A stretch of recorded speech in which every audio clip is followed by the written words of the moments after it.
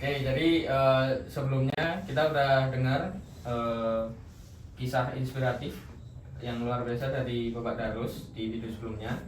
Sekarang kita akan mendalami lebih jauh bagaimana strategi Bapak Darus pada usahanya Jasa Surya Motor untuk bisa bertahan dan berkembang selama 20 tahun lebih. Pertama, kalau Bapak lihat sekarang ini, apa sih yang bikin pelanggan tuh balik lagi ke bengkel Bapak? Ya, mungkin pelayanan atau servisnya cocok, tapi itu sebenarnya ya tanya sama pelanggan, ya saya nggak tahu kualitasnya. Tapi usaha kan udah pasti ya naik turun gitu, ada naik kadang turun, entah karena pesaing atau karena kondisi ekonomi sulit, contohnya waktu corona kemarin atau gimana gitu Pak. Kalau kondisi lagi kayak gitu, apa yang Bapak lakukan? Maksudnya strategi apa yang Bapak lakuin buat misal narik pelanggan lagi gitu? Ya itu jane tidak saya lakukan apa-apa, jane cuman berdoa. Tapi kalau dari misalnya Bapak melakukan itu pemberian garansi atau menggunakan harga promo mungkin ke pelanggan, itu ada yang Bapak lakukan nggak yang seperti itu? Enggak ada, cuman garansi pelayanan itu antar jemput sama garansi. Garansi, Iya, ya. promo nggak ada. Garansi sama pelayanan antar jemput biasanya. Promo supaya untuk menarik pelanggan itu nggak ada. Jadi garansi, promo. Kemudian kalau dari Bapak sendiri mungkin kan, mungkin pas corona itu Bapak merasa kayak pelanggan sedikit, itu dari Bapak sendiri ada mungkin menambah usaha lain atau nambah barang atau alat gitu?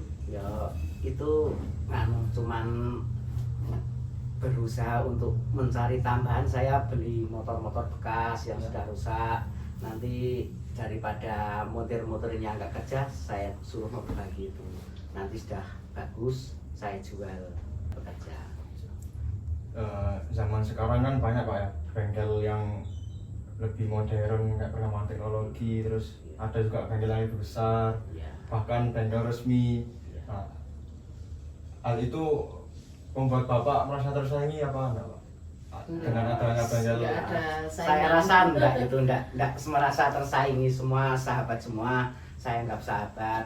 Malah, iya, saya malah sering mendoakan untuk bengkel-bengkel baru buka supaya lancar, laris gitu, enggak merasa tersaingi. Menambah apa ya? Teman, menambah alat-alat juga itu buat yang alat-alat kan sekarang modern lah, jadi menambah alat. Tapi kalau misalnya kan di bengkel resmi gitu Pak, kan mereka mungkin alatnya lebih lengkap atau lebih bagus mungkin. Nah itu ada yang membuat Bapak kepengen seperti bengkel itu, bengkel itu. Ya saya sedikit-sedikit mengikuti beli alat-alat yang modern untuk motor-motor yang sekarang, seperti motor injeksi itu, seperti scan pamannya, untuk tracker itu ya sedikit demi sedikit mengikuti. Berarti kalau pesaing-pesaing itu dijadikan cerminan ya Pak?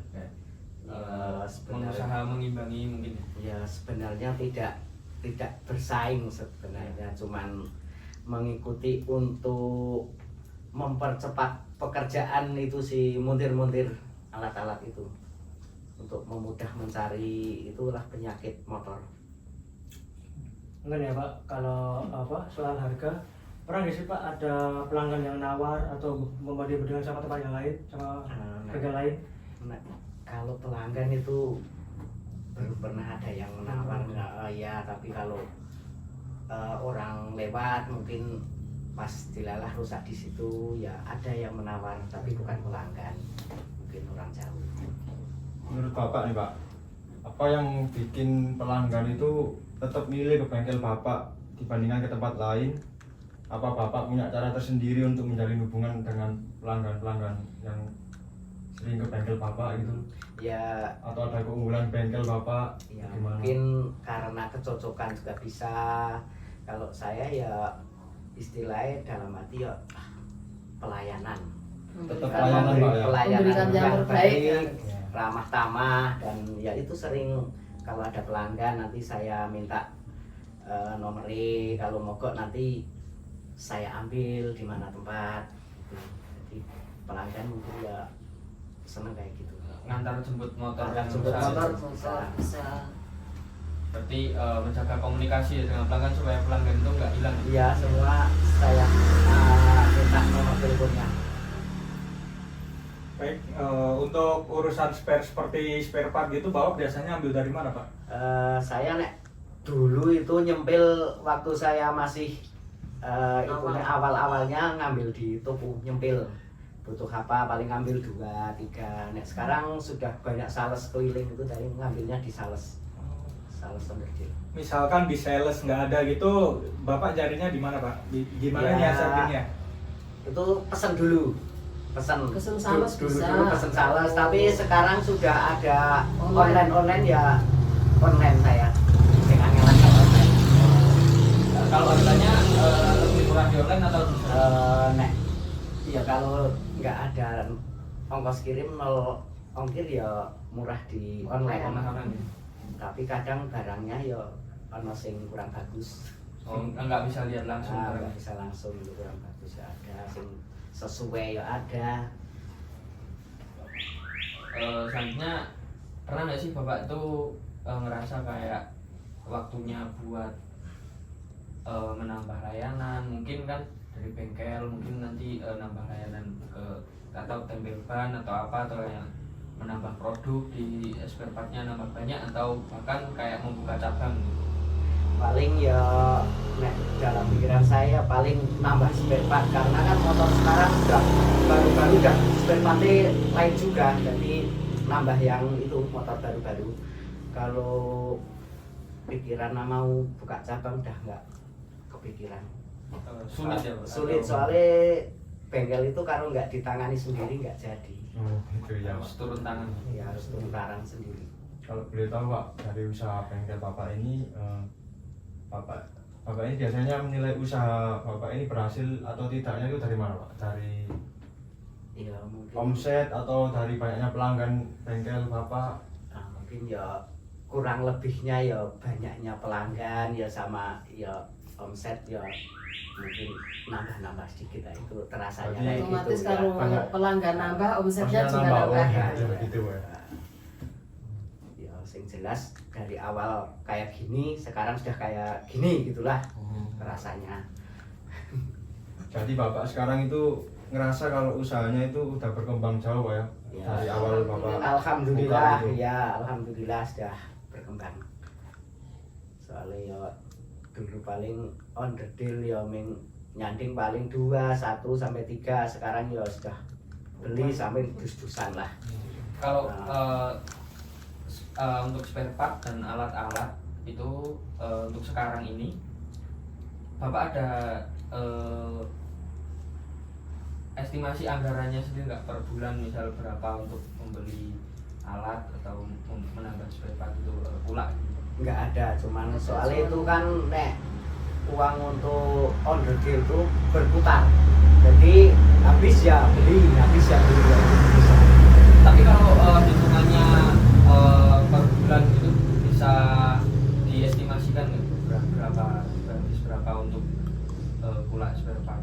Ya itu berputar ya, berarti kurang lebih yang diputarkan ya mungkin bisa 50 sampai 60 berputar terus, laku nanti beli lagi, laku beli lagi.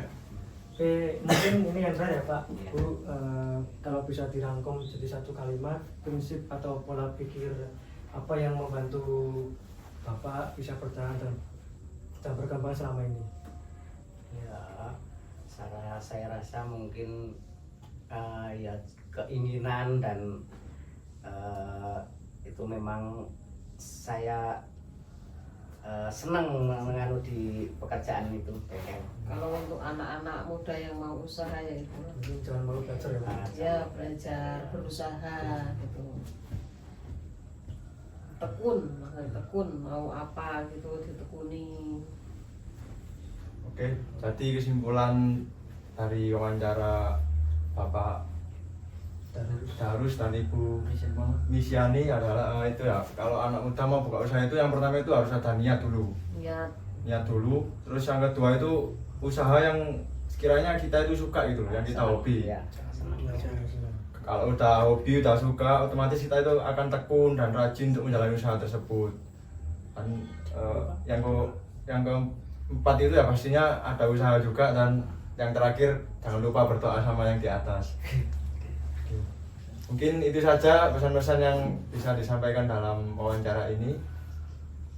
Kurang lebihnya saya dan tim mohon maaf bila ada kesalahan kata atau menyinggung perasaan. Wassalamualaikum warahmatullahi wabarakatuh.